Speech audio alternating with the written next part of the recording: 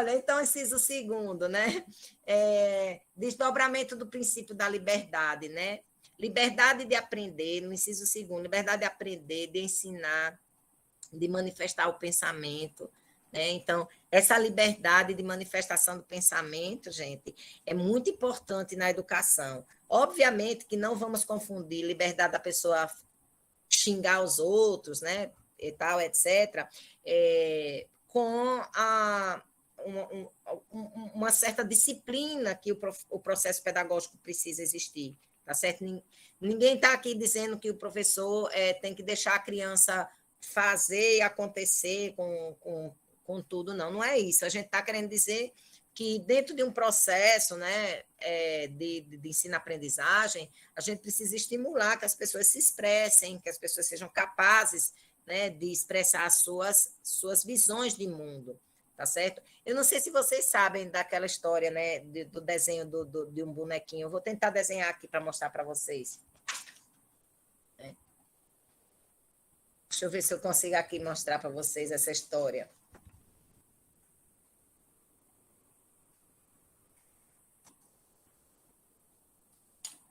Né, que perguntaram é do Pequeno Príncipe. Não sei se vocês conseguem ver esse desenhozinho assim.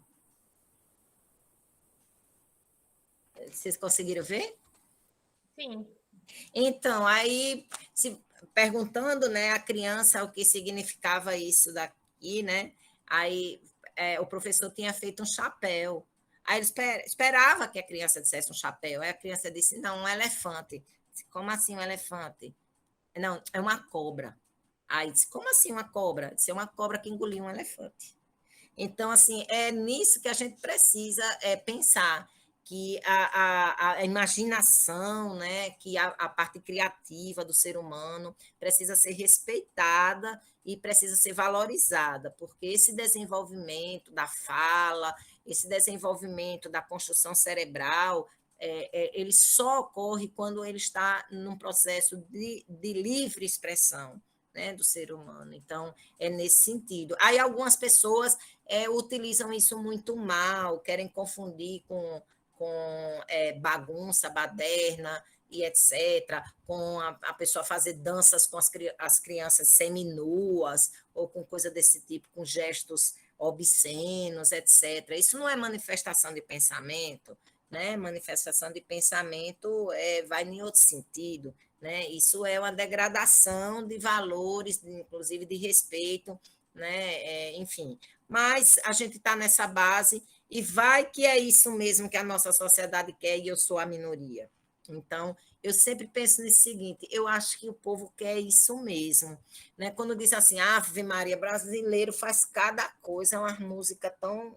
Aí eu disse, vai que é isso mesmo que nós somos, e eu é que sou a minoria, então eu preciso me resguardar, né? Porque é isso mesmo que somos. Tá? Então, eu sempre penso isso. Eu acho que eu estou num país onde eu não concordo muito com determinadas manifestações culturais, mas eu sou a minoria. Vai que é isso aqui mesmo que a gente é. Né? Então, a gente precisa pensar isso, quando realmente é isso, que é para ser dessa forma, porque é o povo que quer assim. Entendeu? Então, isso é uma questão a se pensar. Né? Então, é uma questão a se pensar. Tá? Então, inciso terceiro, tinha uma. Ah, não, é outro inciso. O legislador optou por congregar no mesmo inciso dois princípios. Tá? Então, a primeira parte é a coexistência de instituições públicas e privadas. Tá? Então, a coexistência. O Brasil permite que haja várias concepções pedagógicas. Tá? Então, não tem proibição para uma concepção pedagógica. E aqui a pergunta que eu faço para vocês que estão nessa aula de hoje, né? Temos 20 pessoas, vocês sabem o que é uma concepção pedagógica?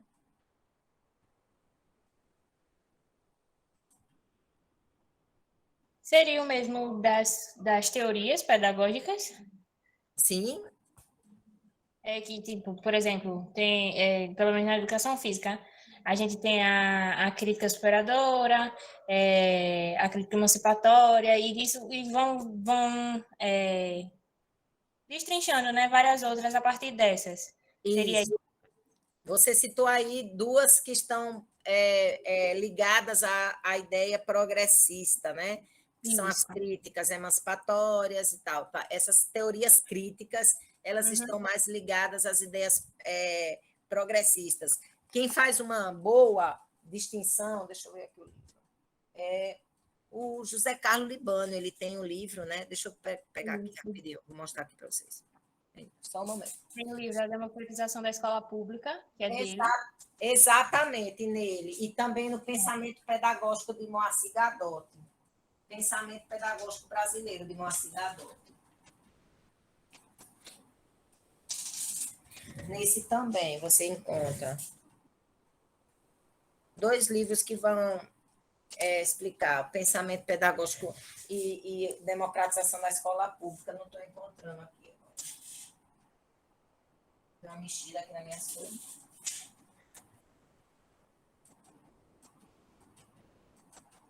Bom, mas eu já passei esse livro para vocês.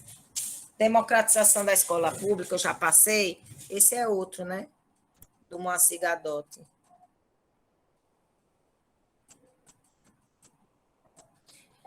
Ele também vai apresentar, né? E também essas na educação física lá, eu acho que é o Anselmo que trabalha muito bem essas concepções pedagógicas, essas teorias pedagógicas. Acho que é ele, o professor Anselmo. Ele trabalha bem com essa parte de educação, da formação de educação, da teorização, né? Da educação, é Anselmo.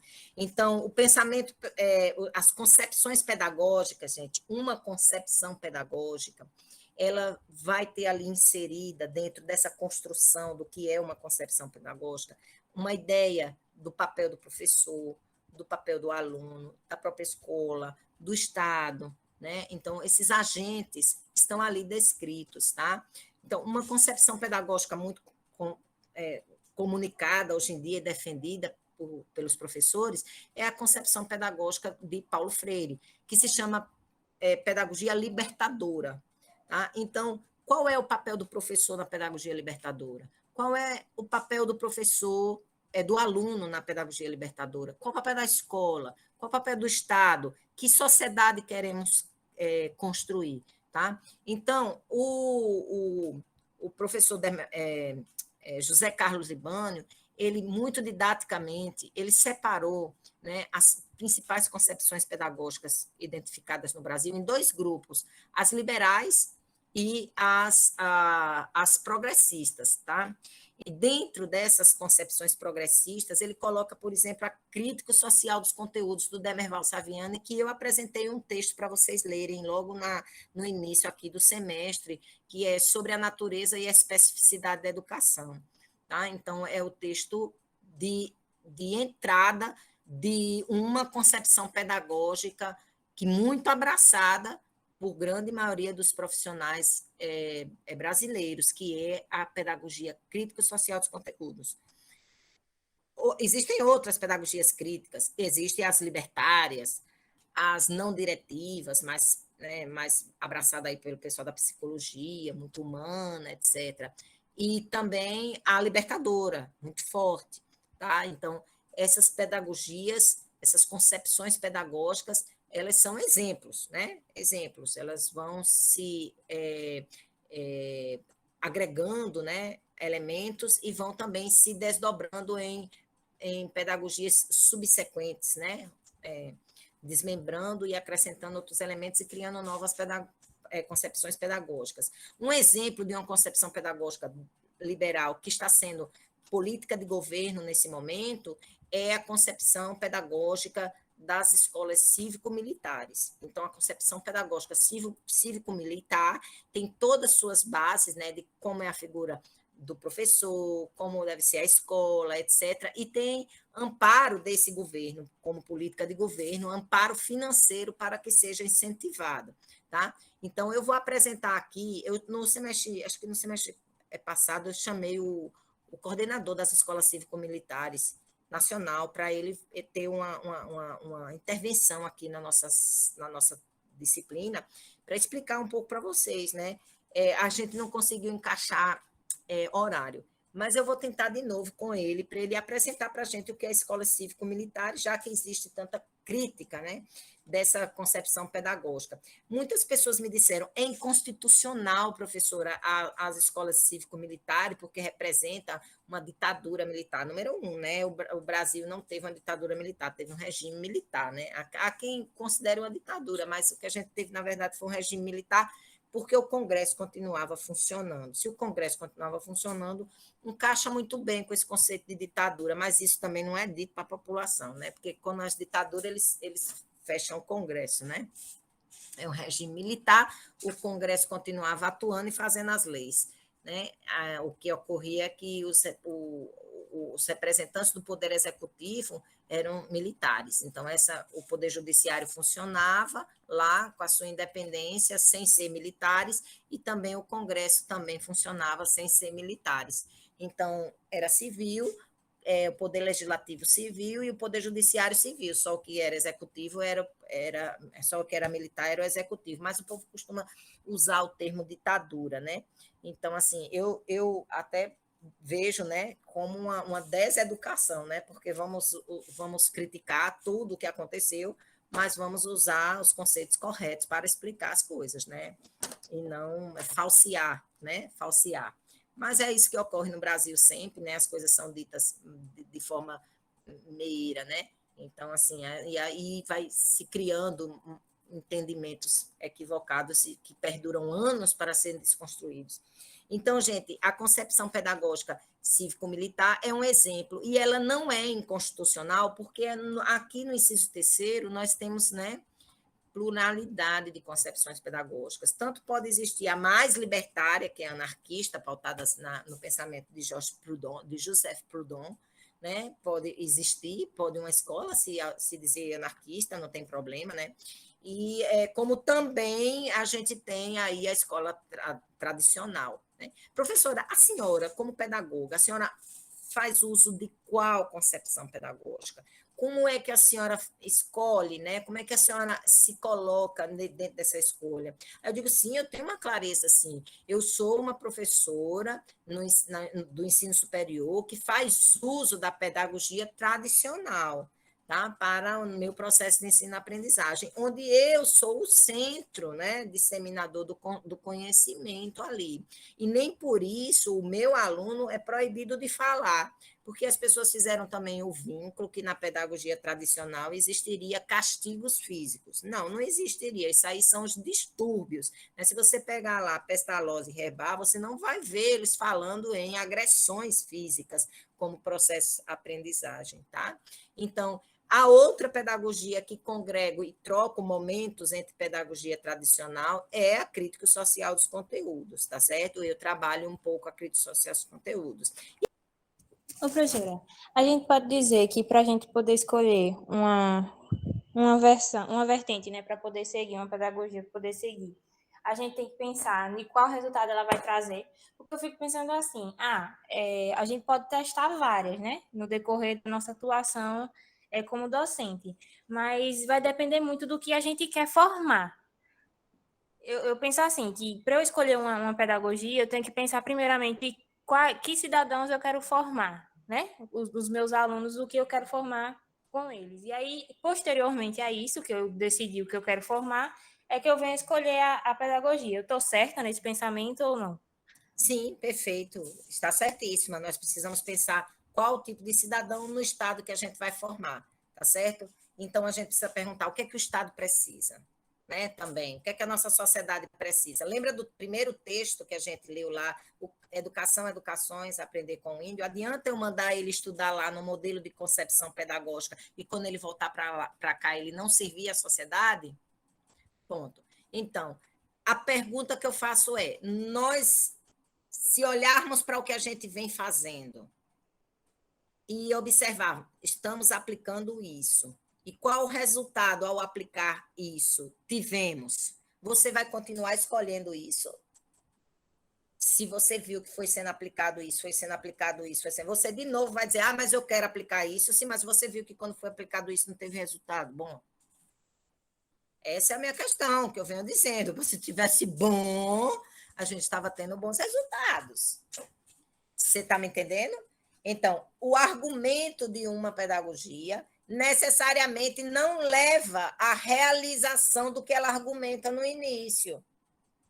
É isso que eu estou querendo dizer para vocês aqui. E ela pode realizar em um contexto e no outro não.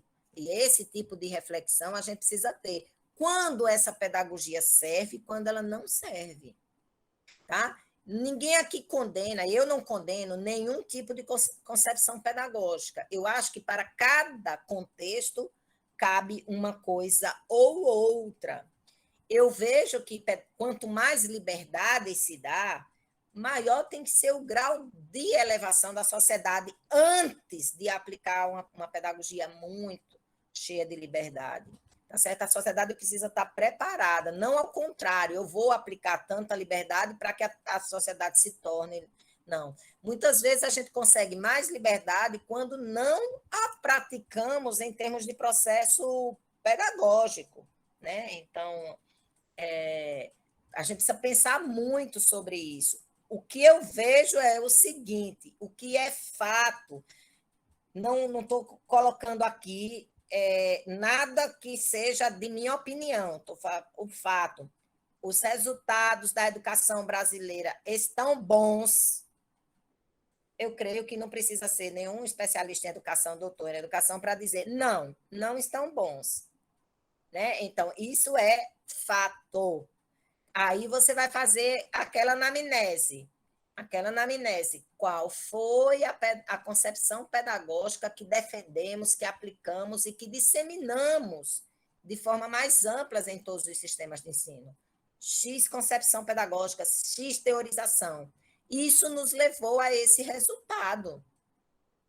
Né? Não, a gente não pode negar isso. Ah, tiveram intempéries? Tiveram. Então, a gente vai criar aquelas condições. Quando existir intempéries desse tipo, essa pedagogia não vai gerar bons resultados. Certo? Então, é esse tipo de análise, clareza, não se pode negar que estamos mal de educação. E eu, inclusive, como pedagoga, sempre venho dizendo, olha, eu me sinto mal como pessoa, vou me aposentar e estou entregando o quê para a geração de vocês? Eu estou entregando um resultado muito ruim. Né? Muito ruim. Certo? Então, essa maturidade que a gente precisa ter, não ficar insistindo em uma única teorização, escamoteando e escondendo dogmas políticos, teóricos. A gente não pode fazer isso. Certo? Escondendo que as intenções são outras. Isso não pode. Usando a educação. E no final daquele texto do Carlos Rodrigues, que é antigo, mais antigo do que meu pai, né? Eu creio. Não, é da idade do meu pai. Ele vai colocar aqui para a gente o seguinte, olha, está aqui para vocês observarem e abrirem o olho, gente, por Deus do céu. Ele coloca aqui para a gente o seguinte, ó. Ah, não é esse não, Escola e Democracia. Nesse livro Escola e Democracia aqui, também tem as concepções pedagógicas, tá, gente? Fala sobre concepções pedagógicas. Ele coloca nesse trechinho aqui para a gente um alerta bem interessante, vocês devem ter lido isso. Ele coloca o seguinte para a gente, olha. De tudo o que se discute hoje sobre educação, algumas das questões, entre as mais importantes, estão escritas nesta Carta de Índios. Não há uma única forma, nem um único modelo de educação. A escola não é o único lugar onde ela acontece e talvez não seja o melhor. O ensino escolar não é a única prática e o professor profissional não é o único praticante. Em mundos diversos, a educação existe diferente. Mas não era bem essa parte, não.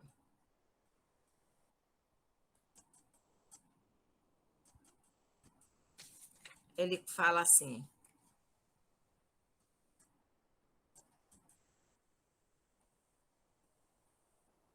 Espera ainda. Ele vai dizer que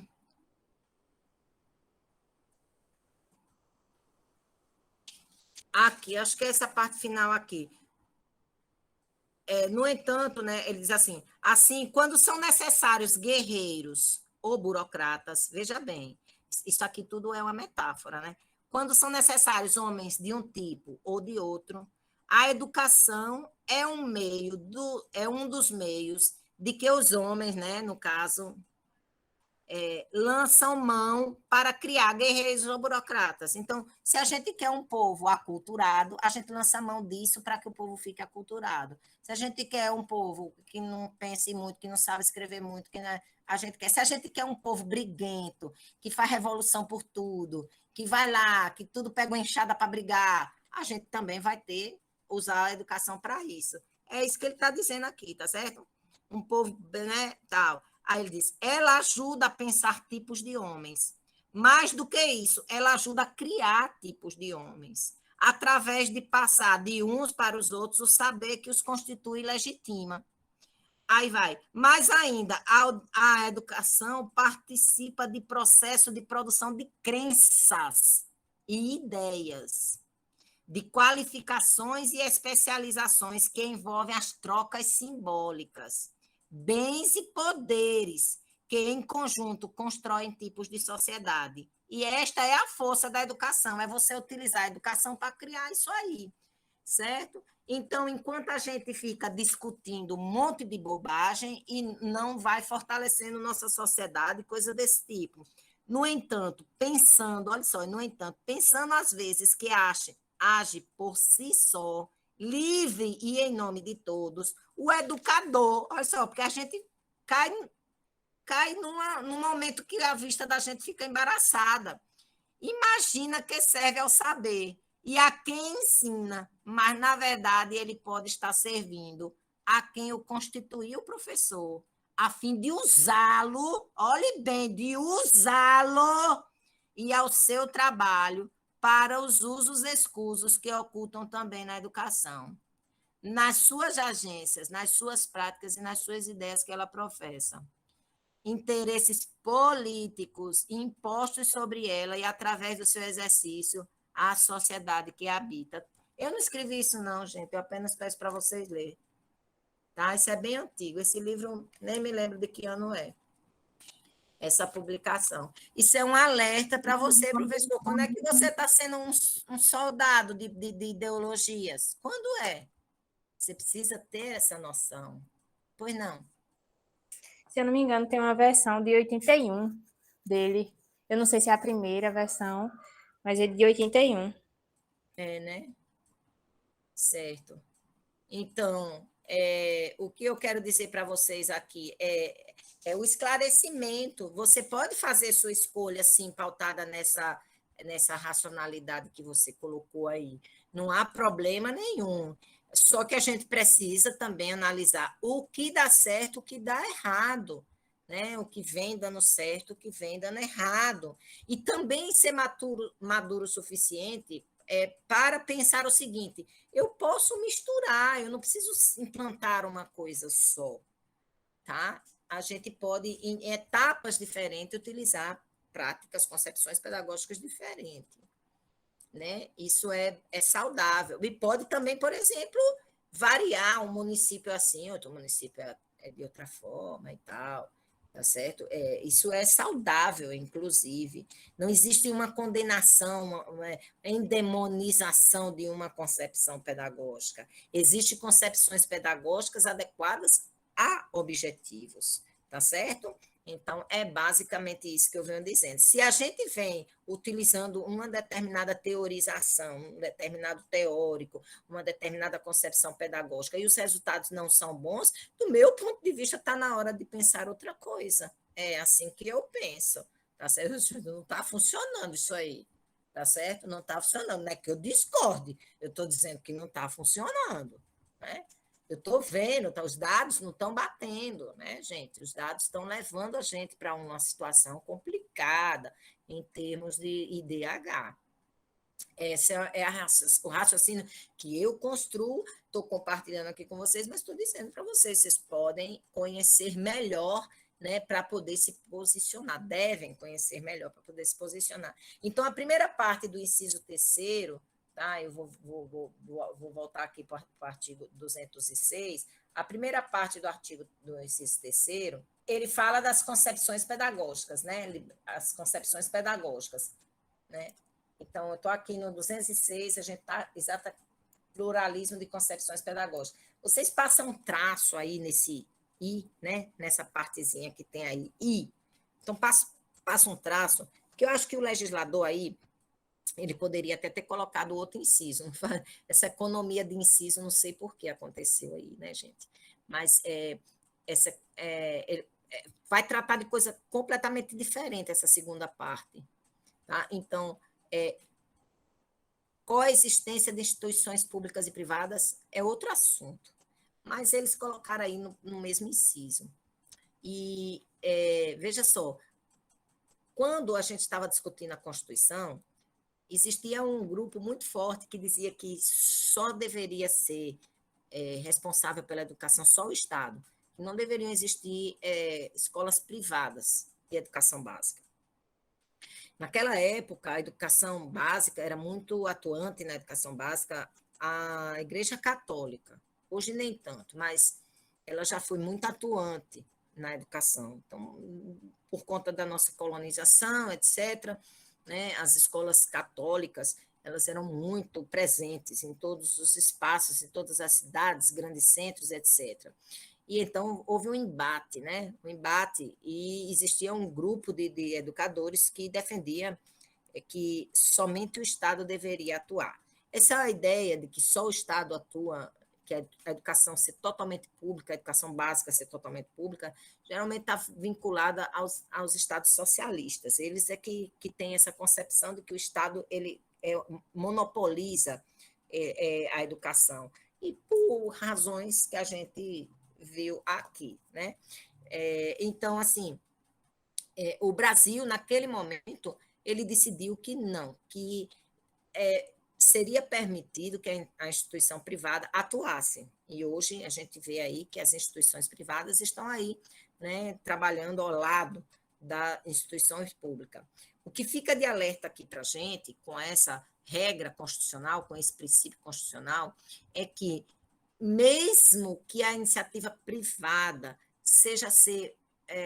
venha a ser dominante, e a população brasileira sempre opte, mas o Estado não poderá deixar de ofertar, tá certo?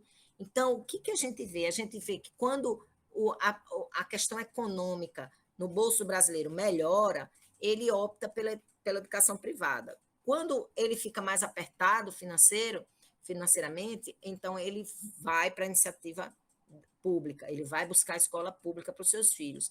Então, a capacidade econômica, né, a capacidade financeira do brasileiro determina a sua escolha em termos de quem ele busca para suprir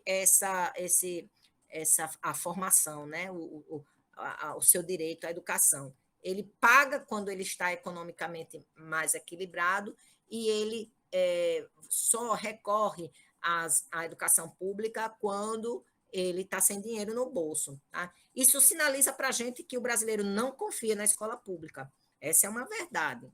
Tá? É muito raro você ver uma pessoa que tenha condições financeiras dizendo, não, eu vou botar no público porque eu acredito na educação pública e eu congrego com esse tipo de formação para os meus filhos. Não faz isso.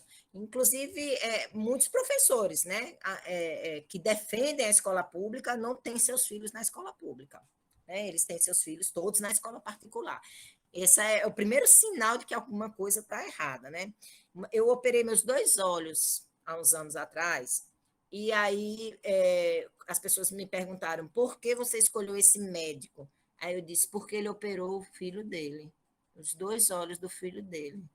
Então, se ele operou os 2 olhos do filho dele, ele também vai operar os meus 2 olhos com a mesma competência. Bizarra que ninguém sabe o que é. Não, mas é porque o sistema, e aí, né, inomina, né? É o inominado, o sistema, né? Passa a ser o culpado. Que, enfim, dessa não aceitação da escola pública. Ocorre que a escola pública ela tem muito a melhorar, ela não consegue atingir os objetivos realmente de qualidade da educação brasileira, né? Salvo alguns municípios, salvo alguns lugares que a gente vê realmente esse resultado, tá? Temos melhorado em alguns pontos, piorado em outros, mas a gente não pode dizer, de um modo geral, que a escola pública brasileira é um primor. Pontualmente, em tal lugar, em município, tal, as escolas são muito boas, certo? Então, a gente precisa saber fazer essa identificação. Tá? Os porquês a gente nem vai entrar aqui, mas o que a gente está vendo aqui no inciso terceiro, justamente, é que o Brasil optou pela coexistência. Mesmo que a iniciativa privada seja essa vontade popular, diante dessas coisas que eu coloquei, e outras que vocês podem até identificar, não pode deixar de ser ofertado e de ser estruturado a educação pública. Digamos que a gente entre num nível de recessão econômica muito forte, porque as pessoas comecem todas a migrar para a escola pública. O que a gente pode pensar sobre isso?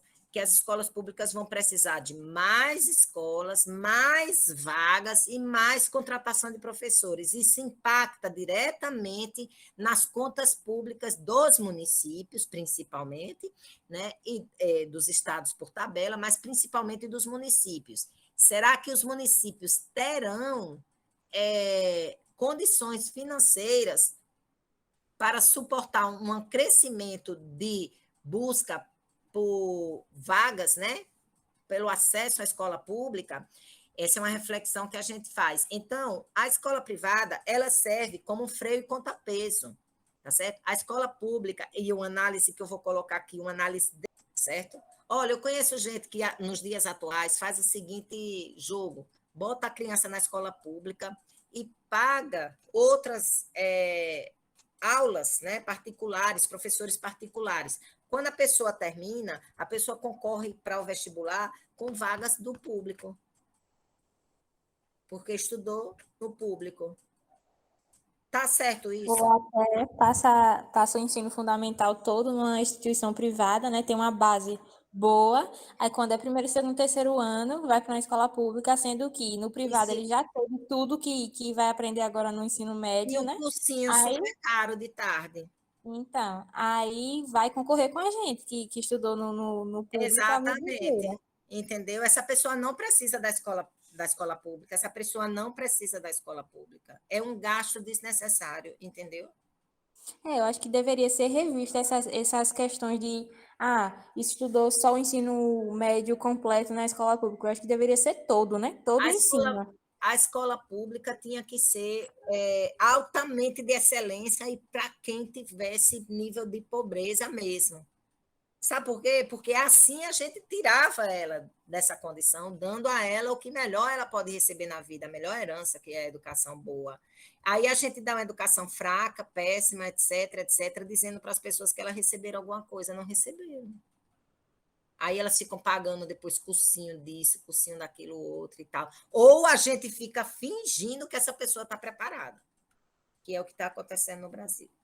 A gente finge, a pessoa tem a conclusão do ensino médio, tem a conclusão da graduação, mas conhecimento mesmo ela não tem. Coexistência, independente de existir muitas instituições privadas, o poder público não pode deixar de promover, tá? E mesmo que as pessoas abandonem a educação privada e se dirijam para a educação pública,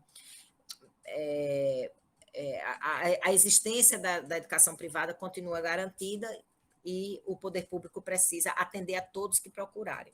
Vamos supor, né? Eu não preciso financeiramente da educação pública, eu não preciso. Mas se meu filho quiser utilizar, ele tem direito na escola pública. E diz assim, Deus me livre, eu só vou botar meu filho na escola pública se tiver um problema, mesmo que eu não tenha mais dinheiro nenhum. Mas enquanto você puder me ajudar, eu vou fazer das tripas coração para o menino estar estudando na escola privada. Então, assim, é complicado, porque é a total descrença da escola pública. A total descrença mesmo. As pessoas não acreditam. É como se fosse, me livre dessa triste hora. É assim que é visto. Não, porque a senhora comentou que não, não acredita, né, que a educação pública deveria ser para todos, pública e gratuita. Aí eu queria que a senhora explicasse isso melhor, tipo, o porquê que não pode ser pública e gratuita para todas as pessoas. Não, é uma opção que eu faço. Ela, por lei, ela é pública e gratuita para todos os que procurarem, né? Todos os que procurarem. Número um, você é livre para optar se você vai buscar para seus filhos um colégio privado ou um colégio público. Você é livre, a Constituição não obriga a você nada. Você vai escolher por suas concepções. O Estado, né, seja o Estado mesmo ou o município, vão ter que oferecer. Está lá oferecendo. Se você buscar, você vai ter direito a utilizar o público, certo? E veja bem que é educação básica e gratuita para todos que a ele precisar, inclusive fora da idade. É isso que está dito no artigo 208. Oferecimento, né, educação básica obrigatória e gratuita dos 4 aos 17 anos de idade, assegurada inclusive a oferta para quem não teve acesso na idade própria. Aí você diz o seguinte: eu, Jovanca, pedagoga, eu faço uma análise do nosso país, da nossa sociedade. E nessa análise, eu me posiciono que não era necessário que a educação pública fosse ofertada para todos, indistintamente. Para mim, deveria ser somente para aqueles que não tivessem capacidade econômica. Aqueles que tenham capacidade econômica não deveriam ter direito ao acesso à escola pública gratuita. Entendeu isso? Sim, professora, entendi seu ponto de vista. Então, por exemplo, R$ 5.000 seria o limite. Você ganha até R$ 5.000, você poderia estar 5 salários mínimos, que dá mais ou menos R$ 5.000. 5 salários mínimos. Se você ganha até 5 salários mínimos, você poderia ter direito à escola pública. Se passou de 5 salários mínimos, você já perderia seu direito à escola pública. Certo? Por que isso? Certo, tudo bem. Por que isso? Eu entendo porque a gente precisa utilizar recursos públicos para ajudar realmente a quem precisa. O que ocorre? Ocorre que quem não precisa utiliza os recursos públicos e falseando, né? Falseando mecanismos de benefícios públicos, certo? Então, eu, do meu ponto de vista, deveria ser dessa forma. A mesma coisa o serviço público de saúde. Serviço público de saúde. Quem vai para o público? Quem não tem o seu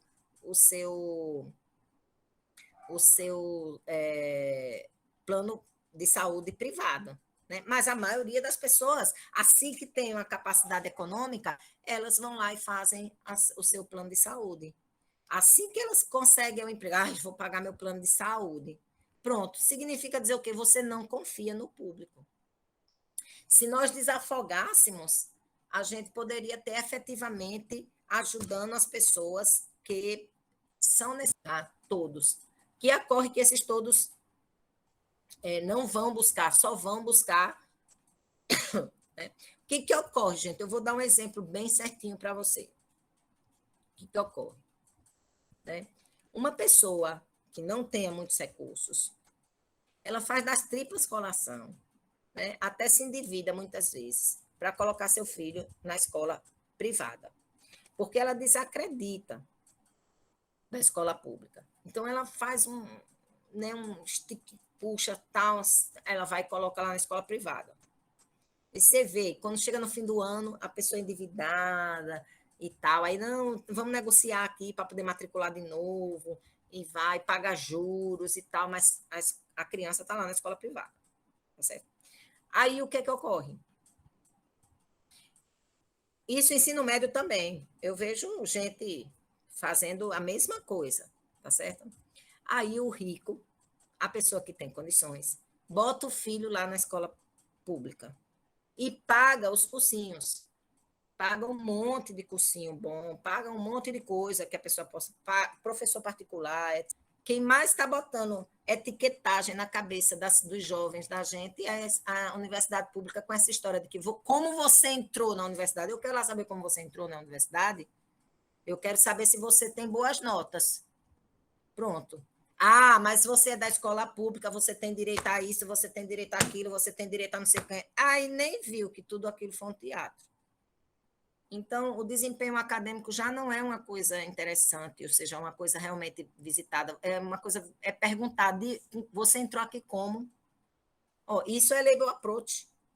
Como é que nos dias de hoje a gente aceita o label approach? Quer dizer, para o crime não aceita o label approach, mas socialmente se aceita o label approach? Eu não sei como é isso, não. Isso é coisa de doido. Isso é coisa de doido. Para mim, isso é coisa de doido. Está etiquetando as pessoas. Etiquetando. Isso, você não pode ser nem Ucrânia nem Rússia. Você não tem ideia do que está por trás desse conflito. Você não tem que se posicionar, você só pode se posicionar pelo Brasil. Né? Somente isso, mais nada. Mais nada. Não existe isso. Aí pega, vai vocês. Bom, você é livre para ir, né? Mas depois volta a ser uma perna para o lado de cá e vai pedir aposentadoria. Do artigo 206 e vamos para o 4º. Gratuidade do ensino público em estabelecimentos oficiais. Gente, gratuidade do ensino público em qualquer estabelecimento oficial, em qualquer um, tá? Não é só no ensino básico, não.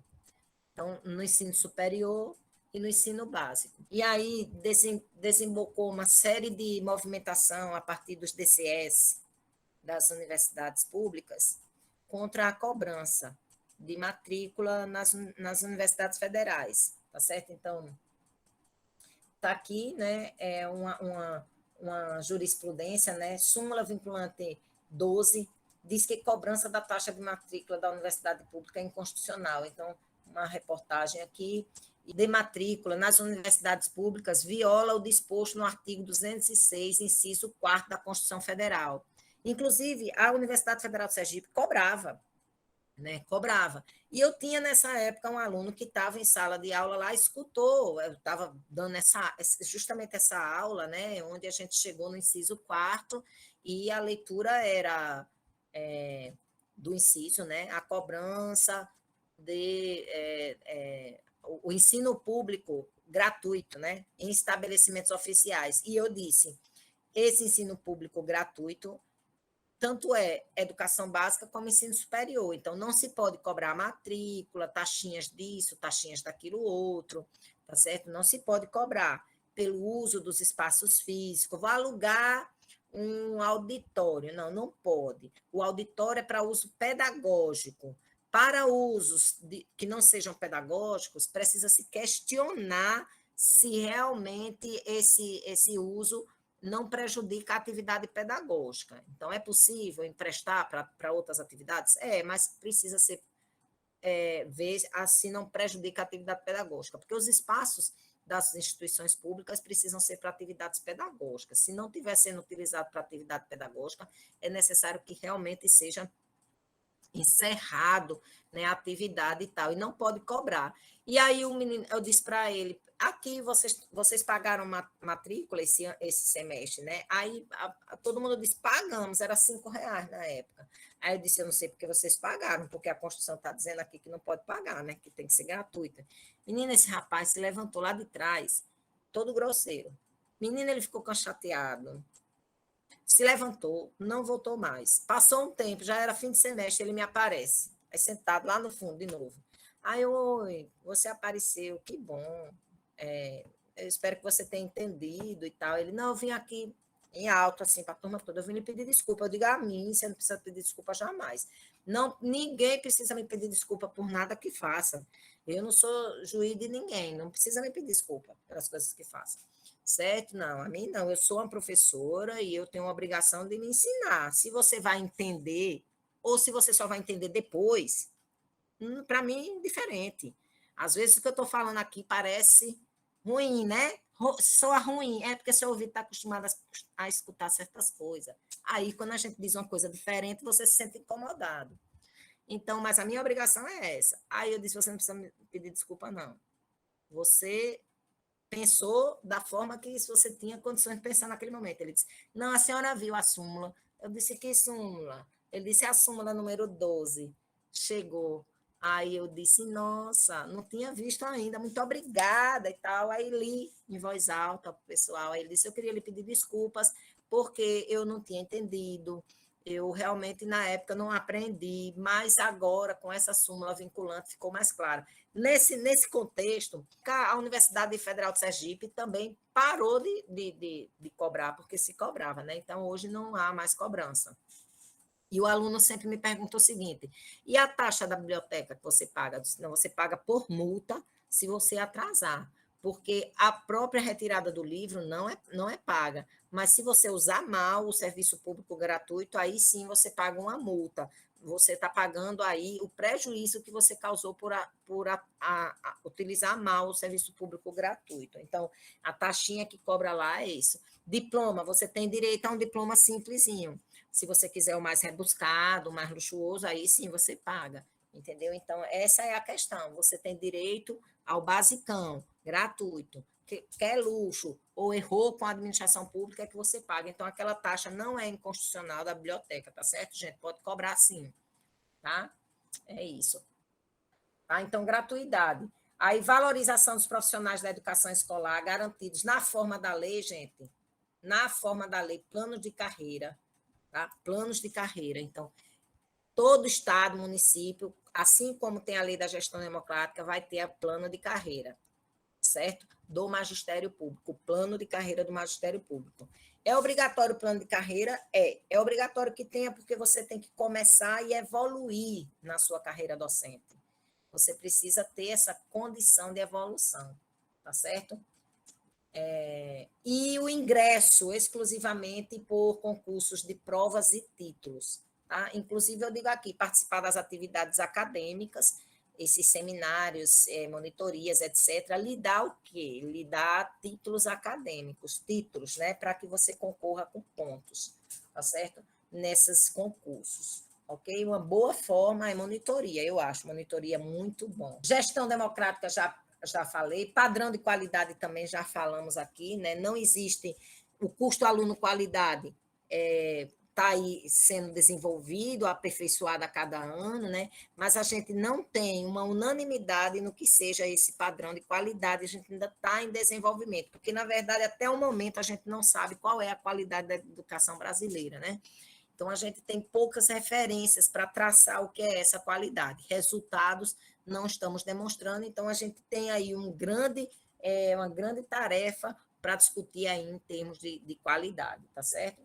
Piso salarial profissional nacional. Com relação ao piso, gente, foi um imbróglio que teve recentemente, que o presidente deu 33% de piso, e no ano passado ele deu 0%. O que nós estamos falando aí é na alíquota de correção do piso salarial. Para o ano passado, foi feito o pedido que não iria dar, em decorrência do Covid, mas ficou decidido que ele teria que dar o que daria no passado, mais ou menos 33%.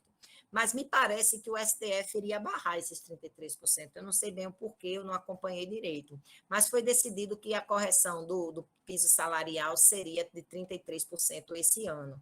Efetivamente, um aumento significativo, superando, inclusive, para onde foi a taxa Selic de 10,95%. Mas, gente, o que eu quero dizer para vocês é que, efetivamente, ao longo da trajetória, lá no início, quando os salários eram muito baixos, os aumentos precisaram ser mais altos para a gente ter uma correção um pouco maior. Depois, com o passar dos anos, esses aumentos eles foram reduzindo um pouquinho. Tem alguns picos ano a ano e tal, mas eles foram reduzindo os aumentos. Então, quando a gente chegou lá por volta de 2017, o salário já estava num acompanhamento relativamente satisfatório em termos de inflação, por isso que foi reduzido. a alíquota. Aí veio a pandemia em 2020 e deu uma remexida nisso daí. Então, o que é que ocorre? Em 2021 não houve aumento, e aí para 2022 houve uma correção pelo atraso que não houve em 2020. E apareceu essa alíquota de 33%. Do meu ponto de vista, era uma alíquota, sim, adequada e necessária nesse momento para cobrir aquele ano que ficou zerada a alíquota, tá certo? Ficou zerada a alíquota de reajuste. Então, não houve reajuste no piso salarial. Tá certo.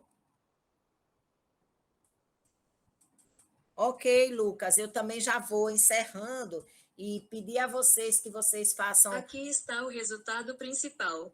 façam que vocês façam a leitura, né, do vídeo que tem sobre pisos, sobre princípios lá no YouTube, tá certo?